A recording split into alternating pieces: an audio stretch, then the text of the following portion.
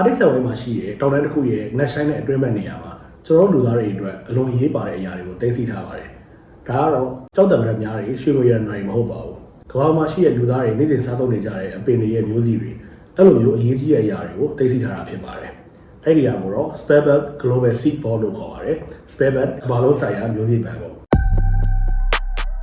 ဖုန်းတွေကွန်ပျူတာတွေအသုံးပြုတဲ့အခါမှာဓာတ်ပုံတွေရေးကြီးတဲ့ file တွေကိုမပြောက်ပြတ်သွားအောင်လို့ cloud မှာ backup အနေနဲ့သိမ်းတတ်ကြပါတယ်။အဲ့လိုပဲ Sparebird Music Band ဆိုတာကလည်းကျွန်တော်တို့ရဲ့စာနယ်ရိပ်ခါရေးမဲ့ဖြစ်တဲ့တီးနယ်တွေရဲ့ genetic diversity လို့ခေါ်တဲ့ဗီဇမျိုးကွဲတွေအတွက်အလားတူလုပ်ဆောင်ပေးဖို့ရည်ရွယ်ပြီးတော့တည်ဆောက်ထားတာဖြစ်ပါတယ်။စစ်ပွဲတွေရာသီဥတုပြောင်းလဲမှုတွေယောဂဗျာတွေ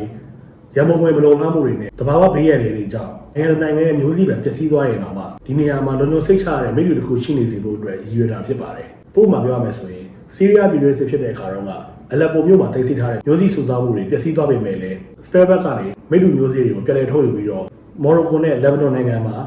ပြန်လည်ဆိုင်ပြထုတ်လုပ်နိုင်ခဲ့ပါတယ်။ Sparebird Seed Ball ကိုနော်ဝေးနိုင်ငံအာတိတ်ဆာဝါရဲ့အထက်ပိုင်းမြောက်ဝင်ရိုးစွန်းကနေကီလိုမီတာ1300ကျော်ဝေးတဲ့ Sparebird ကျွန်းစုပေါ်မှာတည်ဆောက်ထားတာဖြစ်ပါတယ်။ဘာလို့ဒီနေရာကိုရွေးချယ်ရလဲဆိုရင်ဒီနေရာကခိုင်မာတဲ့ကြောက်ဆောင်တွေရဲ့အတွင်းမှာရှိတာကြောင့်ရုပ်ပိုင်းဆိုင်ရာအရာလုံခြုံစိတ်ချရမှုရှိတယ်။ Permafrost လို့ခေါ်တဲ့အမြဲရည်ခဲတွေရဲ့ပြည်လာကြောင့်လက်စစ်ကြီးပျက်စီးသွားရင်တော့မှလုံလျောက်အေးမြနေစေမှာဖြစ်ပါတယ်။မျိုးစိတွေကိုအနှုတ်18ဒီဂရီဆဲလ်စီယပ်ဝန်းကျင်မှာတိတ်ဆိထားနိုင်တာဖြစ်လို့တပ်တန်းပုံဆုံးမှုကိုအလွန်မေးနှိမ့်ကွေးစေပါတယ်။အစိုးရဆုံးရာသီဥတုဖြစ်လာရင်မြင့်တက်လာနိုင်မဲ့ခံမှန်းပင်လယ်ရေမျက်နှာပြင်ထက်ပုံမြင့်တဲ့နေရာမှာလည်းတိစောက်ထားတာဖြစ်ပါတယ်။ဒီလိုအချက်တွေကြောင့်မျိုးစိတစ်စိဟာဆယ်စုနှစ်ပေါင်းများစွာဒါမှမဟုတ်ရာစုနှစ်ပေါင်းများစွာအထိရှင်းသနိုင်စွမ်းရှိပါတယ်။ Sparebird မျိုးစိပန်ထဲမှာပိုဆက်ဆက်ဒီဆက်ဆက်နဲ့ကြုံရကြပန်းရှောက်ပြီးတော့စုထားတာမျိုးမဟုတ်ပါဘူး။နိုင်ငံပေါင်း128နိုင်ငံကနေပြီးတော့ပါဝယ်ကူညီထားတဲ့လူသားတွေရဲ့စိုက်ပျိုးရေးအမွေအနှစ်ပြလိုက်တစ်ခုဖြစ်ပါတယ်။ဒီစီဘော့ဟာမျိုးစိနမူနာပေါင်း4.5 သန်းခန့်အထိဆက်ပါတယ်။မျိုးစိနမူနာတစ်ခုစီမှာပုံမှန်အားဖြင့်မျိုးစိပေါင်း900ခန့်ပါဝင်တဲ့အတွက်ကြောင့်မို့လို့ဒီစီဘော့အတွင်းမှာမျိုးစိပေါင်း2 ဘီလီယံကျော်အထိထည့်သွင်းနိုင်တဲ့သဘောဖြစ်ပါတယ်။လက်ရှိအချိန်ထိမျိုးစိပေါင်း1.4 သန်းကျော်ကိုသိသိပြီးဖြစ်တာမို့လို့ဒါကမ္ဘာပေါ်မှာအကြီးမားဆုံးတီးနှံစုဆောင်းမှုလို့လည်းပြောလို့ရပါတယ်။ပါဝင်တဲ့မျိုးစိတွေကတော့အဓိကစားတဲ့အခါတွေဖြစ်တဲ့ဆန်စပါးဂျုံပြောင်းဟင်းသီးဟင်းရွက်ပဲအမျိုးမျိုးနဲ့အခြားမျိုးစိတွေလည်းပါဝင်ပါတယ်။ဒါအပြင်မြေစီလာကျန်းမာကြက်ခံမှုအတွက်အရေးပါတဲ့တစ်ပစ်မျိုးစိတွေကိုလည်းဒီစီဘော့အတွင်းမှာထိန်းသိမ်းထားပါတယ်။ဒါပေမဲ့ Sparebird Seed Ball က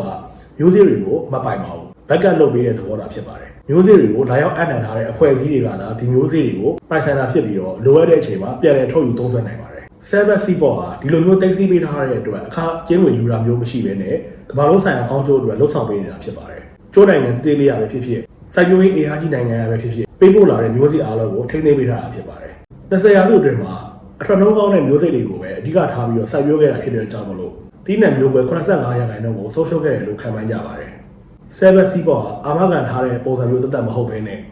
အနာဂတ်တည်ချမ်းစတဲ့မှု future innovation အတွက်လည်း tools တစ်ခုအနေနဲ့လည်းအထောက်အကူပြုပါတယ်။ဥပမာပြောရရင်ဒီ Sparebird Seed Ball ကြောင့်သိပ္ပံပညာရှင်တွေဟာမိုးခေါင်မှုတန်ပိုးပွားတန်ကိုခံနိုင်မဲ့တီးနှံတွေကိုမျိုးဖောက်လာနိုင်မှာဖြစ်ပါတယ်။တောင်သူတွေအတွက်လည်းပြောင်းလဲလာတဲ့ရာသီဥတုနဲ့ကိုက်ညီမဲ့မျိုးကွဲတွေကိုရရှိနိုင်မှာဖြစ်ပါတယ်။နောက်လာမယ့်မျိုးဆက်ပေါင်းများစွာအတွက်သက်ဆိုင်ရာမျိုးနွယ်စုအလိုက်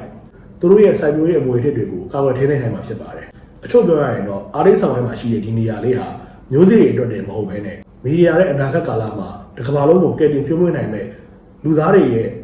စုပေါင်းစားဆောင်ရေးကိုပါထိန်းသိမ်းပေးထားတဲ့အရေးပါတဲ့နေရာတစ်ခုလို့ပြောရင်မှားမယ်မထင်ပါဘူး။ဒီနေ့ဗီဒီယိုကိုစိတ်ညစ်သက်ကြလိမ့်မယ်လို့ညွှန်နေပါတယ်။နောက်ဗီဒီယိုမှာလည်းပြန်တွေ့ရအောင်ကျွန်တော်ရဲ့ channel ကိုလည်း subscribe လုပ်ပေးဖို့ဖိတ်ခေါ်ရပါတယ်။အားလုံးကိုကျေးဇူးတင်ပါတယ်